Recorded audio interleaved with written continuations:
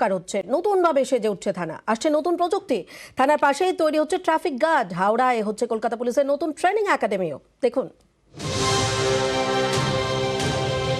পুরনো বদলে নতুন, এবার নতুন করে সাজছে কলকাতা পুলিশের 6 থানা।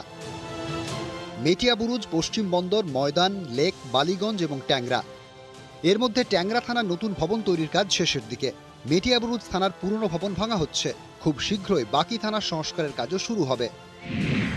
6 থানা নতুন ভবন নির্মাণ এবং সংস্কারের জন্য 1,47,00,000 টাকা বরাদ্দ হয়েছে। এই কাজের দায়িত্বে West Bengal police housing development infrastructure corporation. Kolkata police সূত্রে খবর, আগামী বছরের বেশ কিছু থানার যে নতুন রিনোভেশনের কাজ, সেই রিনোভেশনের কাজ কিন্তু শেষ হয়ে যাবে। পাশাপাশি যেই থানাগুলির পুরনো বিল্ডিং রয়েছে সেগুলি নতুন বিল্ডিংয়ে সেই থানাগুলিকে শিফট করা হবে।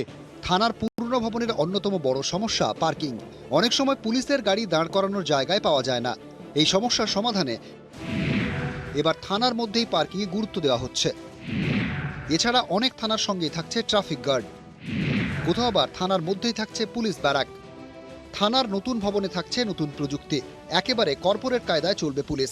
লালবাজার সূত্রে খবর, নতুন থানায় থাকবে উন্নত কম্পিউটার, কর্মীদের বায়োমেট্রিক হাজিরার ব্যবস্থা, নজরদারিতে উন্নত মানের সিসি ক্যামেরা, লকআপ রুমগুলিও আরও উন্নত করা হচ্ছে।